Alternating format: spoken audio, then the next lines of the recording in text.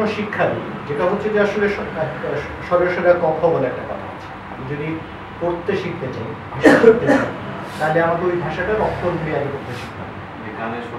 গানেরটা আমি অত কি বলছি, আমি একেবারে শুধুমাত্র এখন আমি যদি বাংলা আর ইংলিশই বলি, আমি যদি সরিয়া ক খটা না শিখি তাহলে আমরা বাংলাটা পড়তে পারবো। আমরা যদি এবিসিডি না শিখি তাহলে আমরা আলিফ বে তেসে না শিখলে আরবিটা পড়তে পারবো। তো এই যে সরিয়া ক খ আলিফ বে তেসে এই জায়গাগুলি শিখার পরে এসে তারপর যদি আমরা হচ্ছে একটু পড়তে শিখলাম, তারপরে এসে যদি আমরা কবিতা নিয়ে বা সাহিত্য নিয়ে একটু আলোচনা করি, কোনো একজন কবির সঙ্গে থেকে তার কবিতা রচনা দেখি, তার ইয়ে দেখি, তাহলে মনে হয় কবিতাটা লিখতে হবে। কিন্তু আমরা যদি ওই সরাসরিটা না শিখেই যদি লিখতে বসি তাহলে যেটা হবে, যে কোনো শিক্ষার ক্ষেত্রেই আসলে এটা এবং এখানে আরেকটা ব্যাপার আছে, আমাদের দেশের ডিরেক্টররা, এটা হয়তো সবাই নয়, কিছু কিছু ব্যক্তিত্ব অবশ্যই আছে, আমি পাইছি, কিন্তু বেশিরভাগ ক্ষেত্রে দেখা যায় তারা অ্যাসিস্ট্যান্টদের কোনো কিছু শেখাতে চায় না, এবং তাদের মানে এটা ইন্টারনাল ব্যাপার হলো মোটামুটি সবাই জানি যারা ফিল্মের সঙ্গে জড়িত, সেটা হচ্ছে তুমি আমার সঙ্গে 1 বছর অ্যাসিস্ট্যান্ট হিসেবে কাজ করো, 1 বছর ভাবো তোমার কোনো পেমেন্ট দেওয়া যায়, তোমার পাশে যাওয়া ওকে। আমি তাহলে এই বিষয়ে এক্ষেত্রে আমার একটু কথা আছে, মানে এই ব্যাপারটা মানে অনেকের ভিতরে আমি দেখেছি, মানে ব্যাপার হচ্ছে যে মানে অ্যাসিস্ট্যান্ট ডিরেক্টর শেখানোর পরে কিন্তু চলে যায় না। অ্যাকচুয়ালি যেটা হচ্ছে যে আমি যেটা বলি যে সেটা হচ্ছে যে সাপোর্টটা কিন্তু তাদের থেকে পায় না। এটা হচ্ছে যে এই জায়গাটায় আমরা এটার কোনো মানে কারণ কি না না না যে না শেখানো না না, এটার কারণ এটা কারণ হিসেবে ব্যবহার করা হয়, কিন্তু সত্যি কারণ কি না এখানে একটা অন্য সমস্যা আছে। এটা আসলে অনেক অন্য সোশ্যাল সমস্যা, এটা চলচ্চিত্রের সমস্যা না।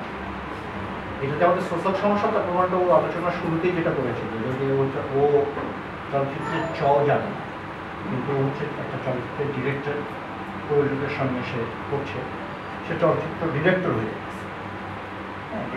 হ্যাঁ, মানে এটা হচ্ছে ওই দর্শক দেখছে, দর্শক দেখছে সেটা অন্য, দর্শক দেখছে না আসলে, দেখবে না দর্শক দেখবেও মানে ব্যাপারটা হচ্ছে যে শার্ট বানালেই আমরা পড়তে বাধ্য, আন্ডারস্ট্যান্ড, আমরা পড়তে বাধ্য, কিন্তু আমি সেই শার্টটা কত আনন্দের সঙ্গে কত গুরুত্বের সঙ্গে পড়ছি সেটা খুব গুরুত্বপূর্ণ। আমাদের এখানে চলচ্চিত্র নির্মাণ হচ্ছে, আমাদের চলচ্চিত্র প্রদর্শিতও হচ্ছে, কিন্তু আমাদের এই চলচ্চিত্রগুলি কোথাও কোনোভাবেই কোনো জায়গাতেই দাঁড়াতে পারছে না। কেন? আমাদের আসলে এই প্রশ্নটার উত্তর খোঁজাটার জন্যই আমাদের এই একটা কথা ছিল যে একটু শেয়ার করি যে আমি রোজার সময় লাস্টে 10-15 তারিখ দিকে একটা ডিরেক্টরের সাথে দেখা করতে গেছিলাম। খুব ভালো, মোটামুটি ভালো ডেসক্রিপশন দেয়, বিজ্ঞাপন বানায় বেসিক্যালি। আর আমার বিজ্ঞাপনের কাজ করার ইচ্ছা আছে, দেখিয়ে গেছিলাম আমি একটা অ্যাসিস্ট্যান্টের কাজ করতে চাই। তো উনি বলছি যে তুমি আমার অফিসে আসো, আমি দেখি তুমি কি করতে পারি, আমাদের সামনে কটা কাজ আছে, তোমার হয়তো নিতে পারি। ওকে ফাইন, আমি মহাপুরতে গেলাম। তো যাওয়ার পরে আমাকে কি করলো, কোনো কাজ নাই, বলে 2 ঘন্টা বসা রাখলো। আমি যা দেখলাম উনি কিছু করতেছে, কফি খেতেছে আর ফেসবুক ইউজ করতেছে, উনি মিটিং কিছু না, আমাকে 2 ঘন্টা পাকা বসা রাখলো। ওকে ফাইন, 2 ঘন্টা বসে রাখা বললাম ভাই আজকে আদান দিবে, আমি মনে হয় চলে যাই, এখন ইফতারি কথা হবে, ঠিক আছে এখন কথা বলছি। নিল কথা বলতেছি, তা বলতে কি করতে চাও, যে ভাই আপনার সাথে কাজ করে অ্যাসিস্ট্যান্ট ডিরেক্টর হিসাবে। তো আমাদের অ্যাসিস্ট্যান্ট ডিরেক্টর হিসেবে কাজ করার জন্য 3টা শর্ত আছে। কি? আমাদের এখানে কাজ করতে তোমাকে চাকরের মতো থাকতে হবে, আমাদের এখানে কাজ আমি তোমাকে যেখানে যা কমান্ড দেবো সেটাই মানতে হবে, কোনো ইগো থাকা যাবে না, তোমাকে এখান থেকে শুরু করে সবকিছু তোমাকে করতে হবে। ওকে ফাইন, আমি শুনলাম, মানে ওনার কথা বলার ভঙ্গিও ছিল ওই লেভেলই, যেভাবে বলছিল। প্লাস ওনার অ্যাসিস্ট্যান্ট যারা ছিল ওকে ডাকলাম যে বলো তুমি কিভাবে কাজ করো, উনিও সে ওইও একইভাবে কথা বললো। এমনকি ওনার যে ব্যবহার ছিল, উনি অ্যাসিস্ট্যান্টের সাথে চেয়ার তুলে মারামারি করার মতো অস্বভাব। আমি যা দেখলাম আমার সামনে, যে সামান্য কিছু জিনিস ব্যাপার নিয়ে দেখেন চেয়ার তুলে ফিকা মারা শুরু করতে, এমন একটা অবস্থা।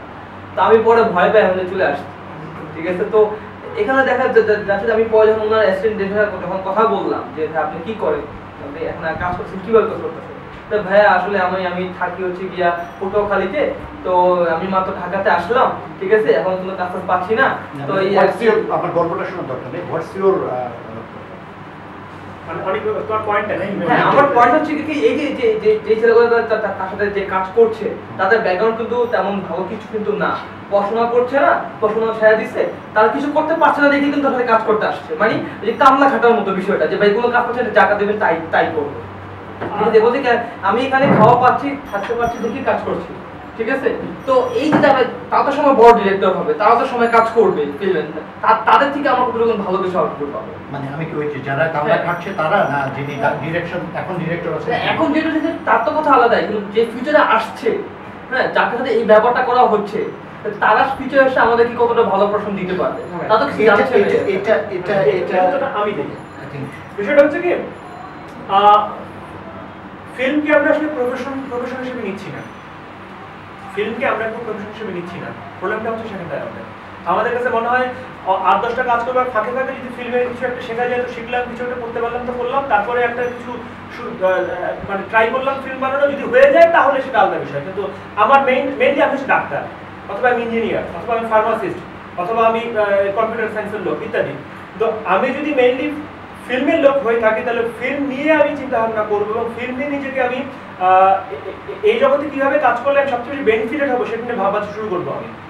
তো আমাদের কাছে ফিল্ম বিষয়টুকু হচ্ছে আমি অন্য কিছু হওয়ার চিন্তা ভাবনা, আমি বেসিক্যালি অন্য কিছু হব সেটা নিয়ে আমি পড়াশোনা করতেছি বা আমি ওভাবে নিজেকে তৈরি করতেছি।